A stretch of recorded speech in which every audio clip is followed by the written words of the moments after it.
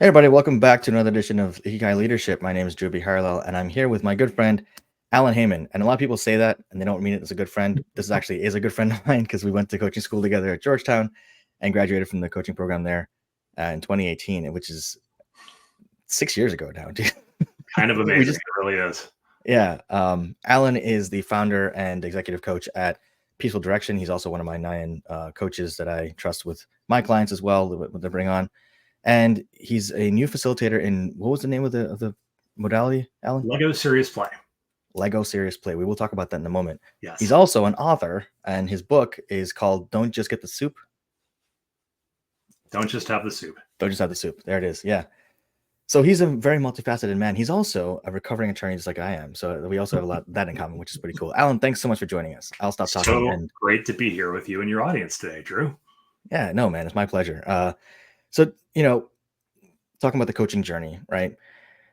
Let's talk about the pre-coaching journey, and then we'll talk about the coaching journey. So what got you to coaching? What was your journey like? I love telling this story, truly, because it's rare in life that you can draw a straight line between a series of things that happened years ago and where you are right now. And I feel like I can do that with this. So my career prior to becoming a coach was in marketing and communications, mostly in government agencies and nonprofits here on the East Coast where I live. And it was in one of those positions, a very challenging leadership position in a large organization with a large team, that I found my way into coaching as a client first. So before I discovered what coaching was and what it could do for me, I had a series of conversations with a member of our executive team at that organization who was in the Georgetown coaching training program at the time. Mm. So in getting to know her and what she was all about and what she was excited about with the program, I ended up hiring one of her classmates, and I became that classmate's second ever paying client. And this was way back now, probably about 10 years ago. So we didn't have Zoom, and she was in a different state. So I would come home on these nights and I would call her, and we would just work through my stuff. And we all have stuff, and our clients have stuff, and we know what that is. But what the coach did was something very fundamental. And she helped me understand the distinction between my stuff and the institutional stuff that was never going to change, kind of like getting upset at gravity. So what I pretty quickly realized was that I needed to leave that job, and ultimately I did. A lot of growth from that experience. It was pretty painful at times, but I never really forgot what the coach was able to take me through as part of those powerful questions. And so years later, when I had the opportunity to go to coaching school, I did. And what I discovered when I was there with you and my classmates and the instructors is that coaching as a discipline brings together almost all of the things that I've really enjoyed doing throughout my entire career. Whether it's helping to develop younger leaders as their careers are progressing, whether it's helping to help people understand their stories, to draw out the words in between the words, and to help them reframe what's going on in their lives in some kind of a different, more meaningful way. It all kind of blends together in the discipline of coaching, and I've been having just a great time with it so far. That's amazing, man. And that really resonates with me because we talked about this before when we had a similar experience at Georgetown where it kind of was that kind of that culmination of many avenues of our lives that kind of was like, okay, this is actually most of what I enjoy doing with people, right? It's like the helping and supporting the leaders and the executives and the organizations without the bullshit, right? Without the extra, the politics and the nonsense that comes along with that a lot of times. Yeah, So no, for sure.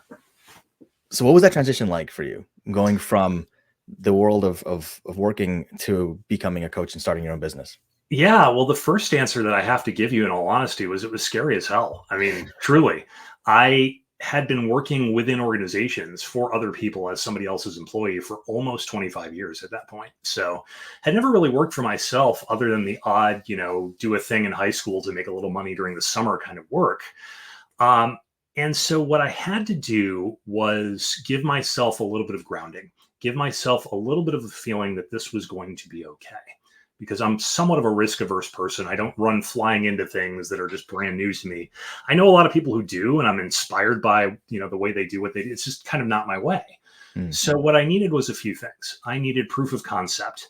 And I went out and found a few contract coaching engagements with coaching providers that I was able to do while I still had a full-time job.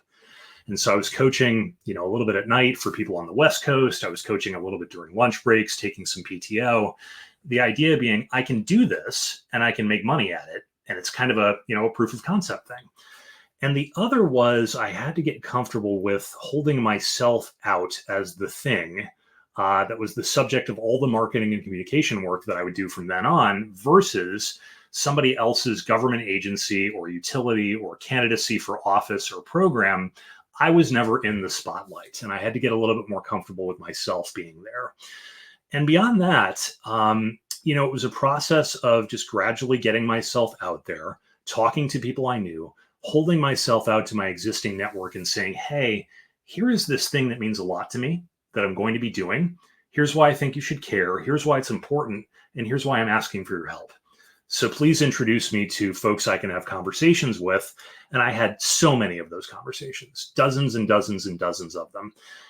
I don't know that many of them led directly to signing up a client, but getting the word out there and just kind of seeding the universe with the notion that this is a thing I'm doing helped get my practice off the ground.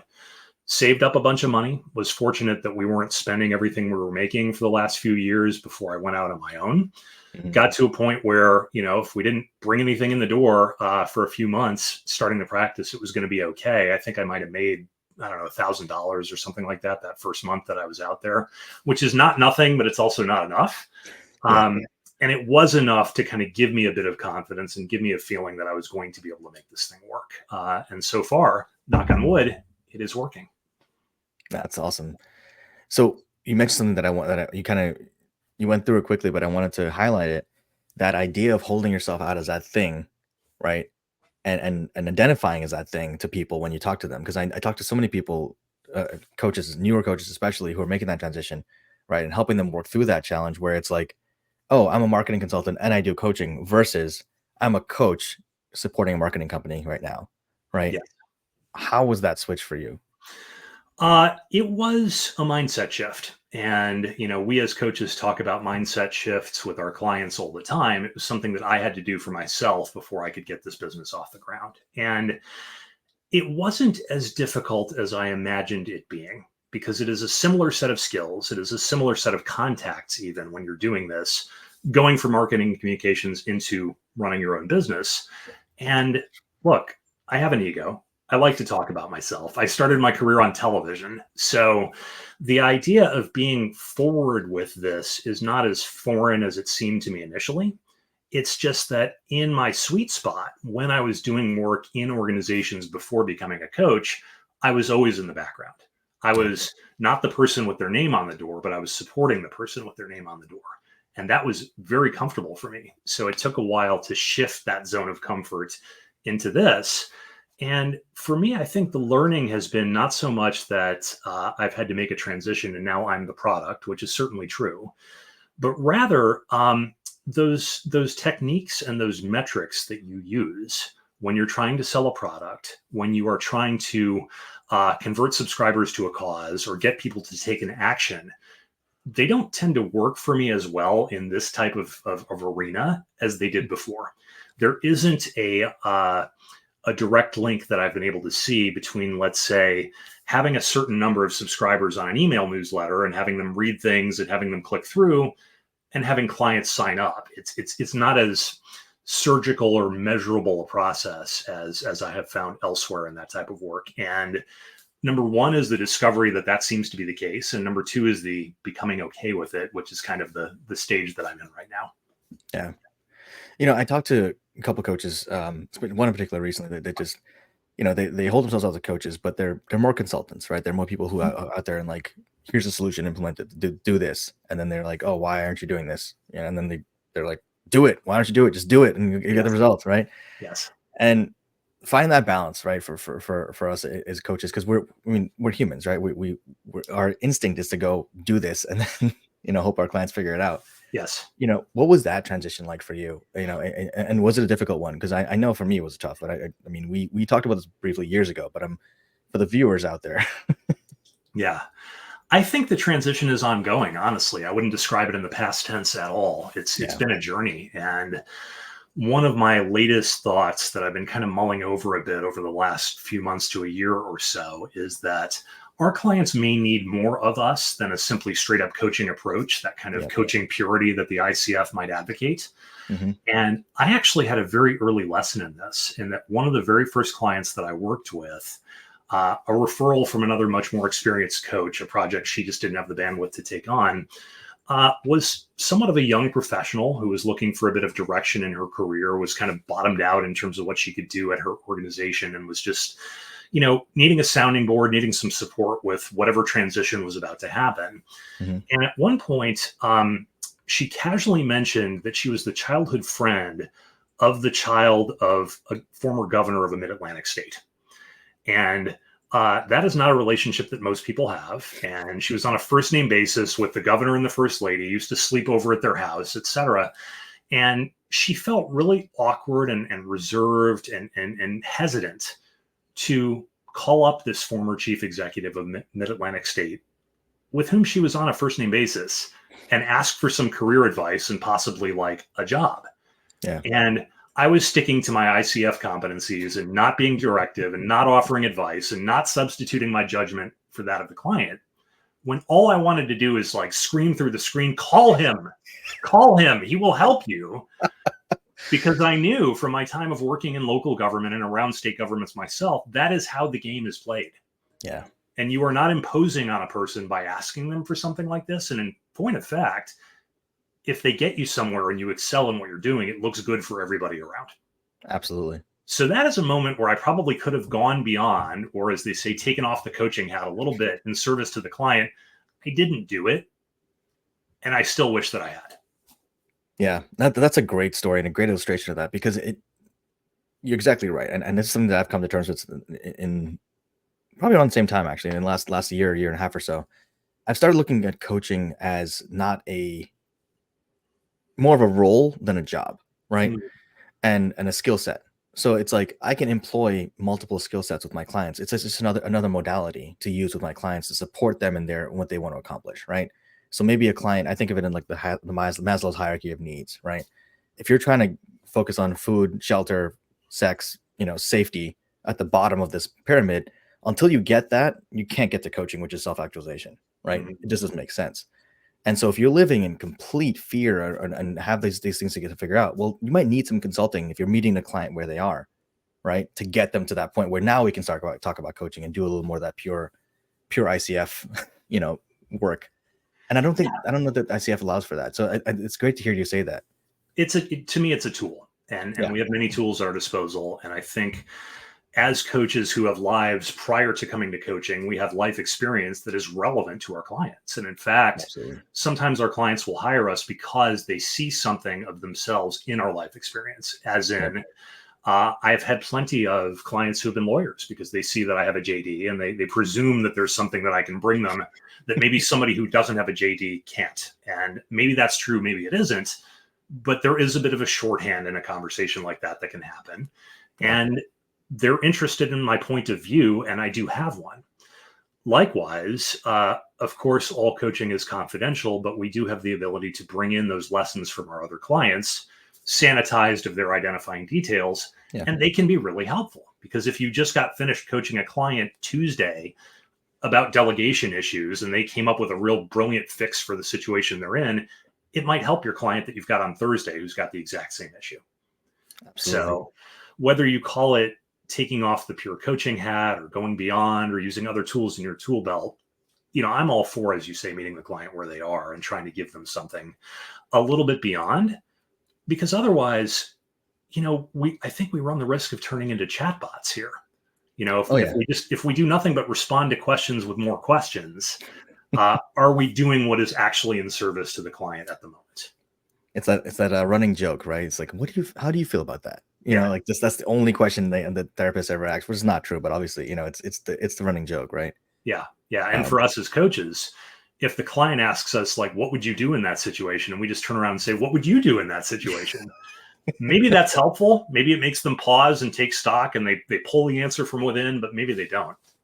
yeah, it depends on the client. You got to feel it out, right? I think that's the challenge with newer coaches. They don't necessarily have that barometer to feel that out, as much as an experienced coach might. Exactly. Um, Shifting gears a little bit. book. I mean, Yes. congratulations, by the way. It's pretty awesome that you published that and got that out there, and it's been received pretty well so far. Tell us more about where the idea came from and what it means to you. Yeah, absolutely. So it was 2021.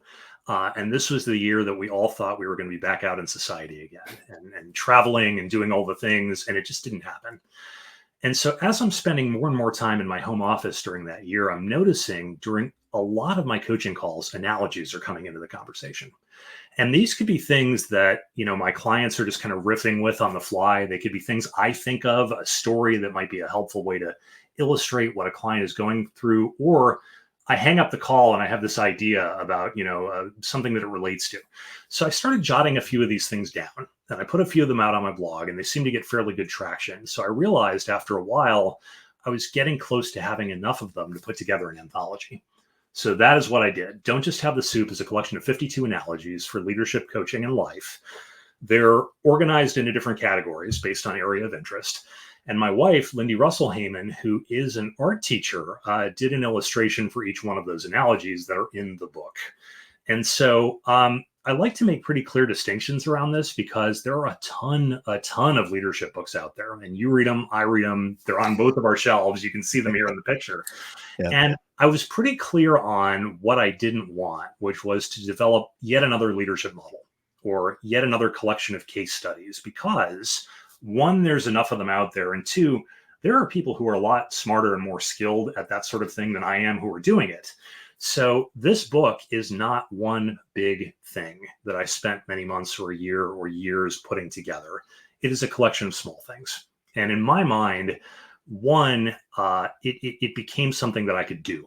And two, it's approachable for the reader because you can read it cover to cover if you really want to, or it can be bedtime stories, or you can keep it on your desk and read one of them every week, or you can keep it in your bathroom. Things are short. So I want something that people can relate to. I want something that is accessible and something that people can kind of go back to over and over again. And that's what we've created. And the good news is it's been pretty well received.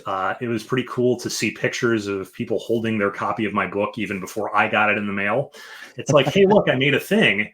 And I haven't stopped writing them because there are still analogies flying around in my practice almost every day. Yeah. So it may be time to put together another one of these things before too long.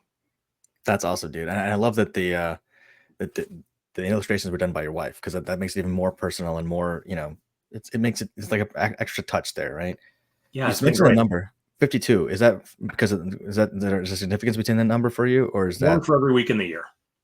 I thought that, but I want to assume because obviously we're coaches, so we don't want to Yes, assume anything. for sure. One for every week of the year. I mean, it could have been 365. It could have been, 12 for the months, but that's just kind of what I had in front of me. So that's how I decided to put it together. Do you have a favorite analogy in there? Couldn't possibly do it. I only have one child at home, but if I didn't, I'd be pressed to name a favorite among the children. It's fair. But you will find, in addition to the subject areas that I've broken it down into, you will find topics. So you will find a lot of analogies about food. You will Mhm. find analogies about transportation. You will find the president of the United States in this book, in addition to my daughter, and both of them appear in the same analogy. So that would be the president doesn't do their own laundry, but there's plenty more in there as well. So the title of the book, "Don't Just Have the Soup." Share with us that analogy. What is that? What is that one?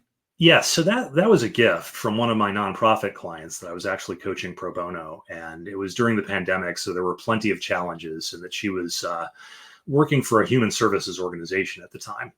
And one day she came into a session very frustrated, and the frustration of the moment was that the staff, and she had a small staff, but her staff didn't seem to be getting it.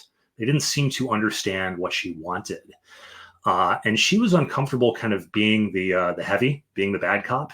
Mhm. And she couldn't figure out what exactly the disconnect was because, here's a person who's not ambiguous when she's talking to me. Like I understood what she was saying all the time. And she believed that she had hired the right people for the jobs that they were supposed to do. So it wasn't necessarily a background or qualifications issue or a competence issue. So we dug in a little bit, and what we understood was that she wasn't being clear or forceful enough in her directions. Mhm. So it wasn't resonating because it wasn't emphatic enough, let's say. And so I asked her to imagine going to a restaurant, maybe with a friend, maybe with a partner, and it's a nice restaurant and you've got a lot of great menu items to choose from. And it's one of those deals where you've picked your entree and they ask you what you want to go along with it. And, you say, okay, I'll have the salad. No problem. Everybody places their order, server disappears into the kitchen, conversation ensues. Moments later, somebody comes out of the kitchen with a bowl of minestrone and puts it down in front of you, offers the fresh ground pepper. What do? Do you think to yourself, well, this is not what I wanted. However, running a restaurant is hard work. Someone took the trouble to make this soup and put it in front of me. These people are working hard. No, I'm not going to say anything. I'll just have the soup. Or do you speak up and you say, I'm sorry, what I really wanted here was a salad. Can you please bring me back what I ordered? And she said, the first one. I would always do the first one. And I want you to know, in saying that I would always do the first one, I actually hate soup.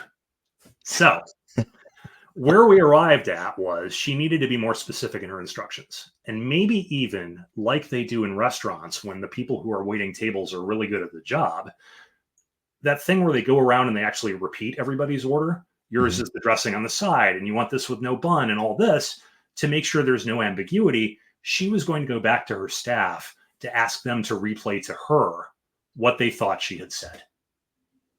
And so that's where don't just have the soup comes from. I love that.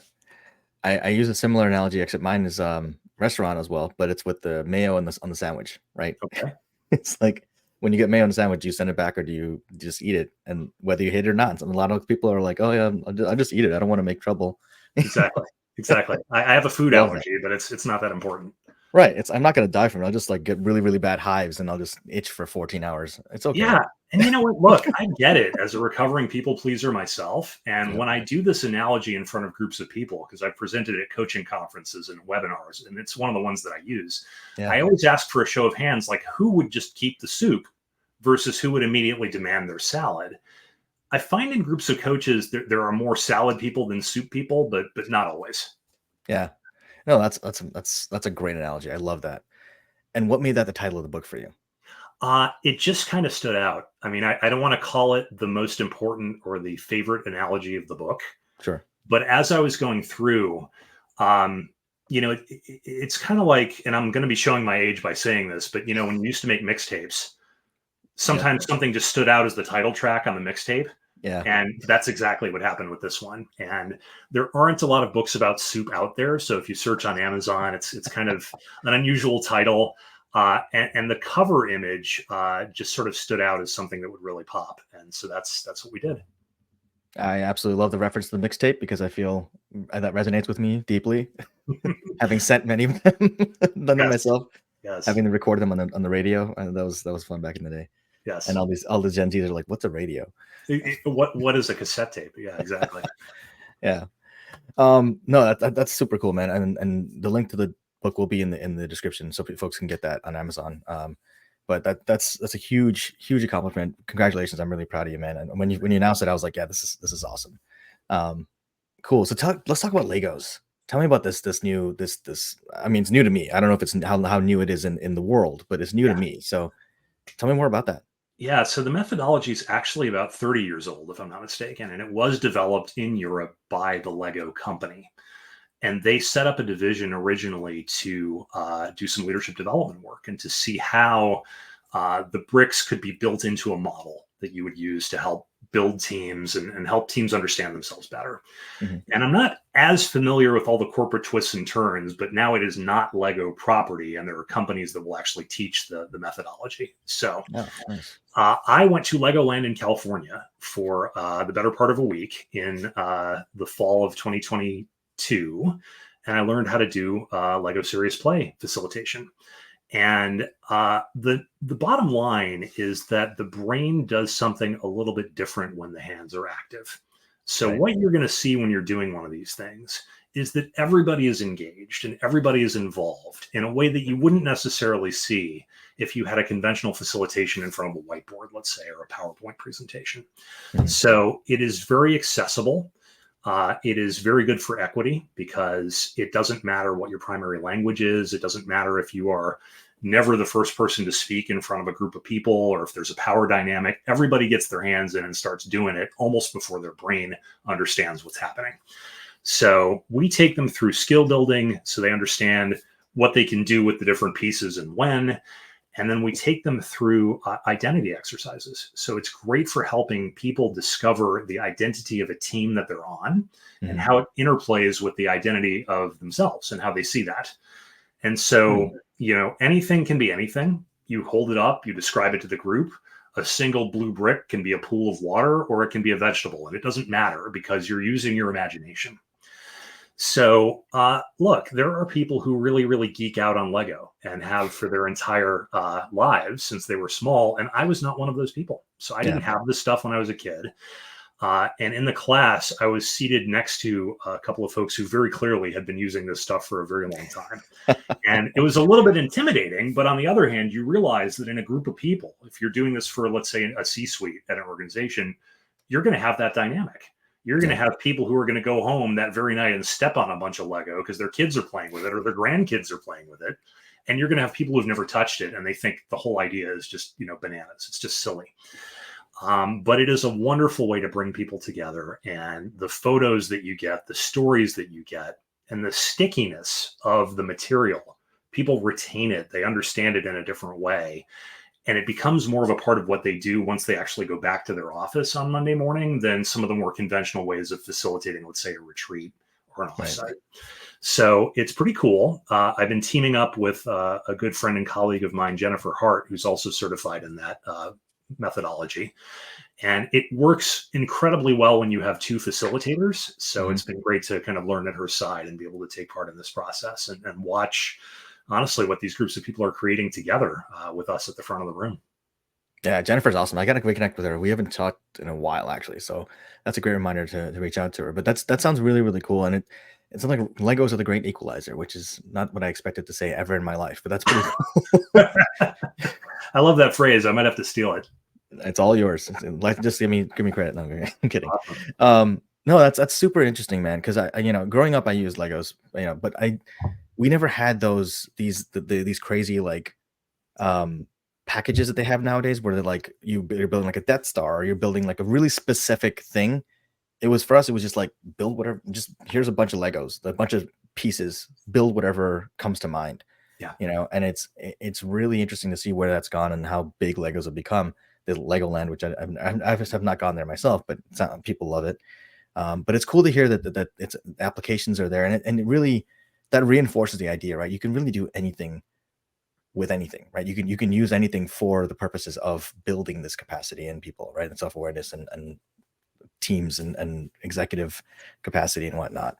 Absolutely. And to your point, something like that could be done with, a box of matches or a box of crayons or some modeling clay. It's just that the folks at Lego built out the methodology, obviously with their product in mind and with, gaining market share as part of their objective. But it does work. And it's a reminder that getting people out of their heads a little bit is something that we do all the time as facilitators, regardless of what methodology we happen to be using. Yeah. And I also love that it uses their hands. Like you said, I mean, the way that the brain works when their hands are involved and the body's involved in general, totally different than if someone's just sitting still and just paying attention to a conversation or a talk, frankly. So yes, super cool to get people involved. And you index a little bit of both the Lego and the serious as you're having conversations with the prospective client, because there is a bit of that skepticism if you're, talking to a CFO, as in, you want me to pay you how much to do what exactly? But when you have the case studies and we have a little bit of the science behind it, and when you have the results, people tend to gravitate toward this stuff. It kind of almost markets itself in a way. Yeah, no, that's super, super interesting. So we're coming up on time a little bit, and I want to transition to the last question that I always ask all folks here, which I prepped you for, so no worries. Hopefully no worries. In your career, in your life, and in your journey up until now, who or what have been the biggest influences on you in who you are right now as a coach, as a human, as a business owner, as a dad, as a human? Yeah, I could name several, but the person who's coming to mind first and foremost at the moment is my wife, Lindy, not just because she did the amazing illustrations for my book, but because she's been kind of the home base and the foundation for a lot of my professional efforts for many, many, many years now. The book is actually the first collaboration we've ever had because she's an artist and an art teacher, and our work is not really that related. But when it comes to that sort of faith and confidence in, you're going to be able to make this leap into entrepreneurship, and I support you, and our family is going to be okay, and I know you can do this, meant a lot at a fairly uncertain moment. And it's been great to kind of have that support and that kindness and that love right here at home, which also happens to be where I work on a daily basis. It kind of keeps me stable and it keeps me grounded.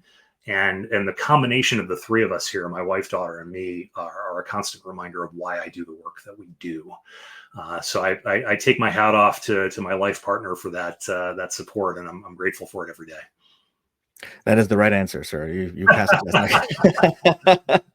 No, Yeah, that's awesome, dude. I mean, and it's great to have that kind of support, in that family unit, right? Because a lot of folks, especially entrepreneurs, they don't always have that support and that person, that rock who's there with them to support them through the process. And so it's amazing you guys can do that. And I'm actually surprised that this is your first collaboration together. Because I mean, being in marketing, that's also, art and marketing work hand in hand. So that's pretty cool. You guys can collaborate now.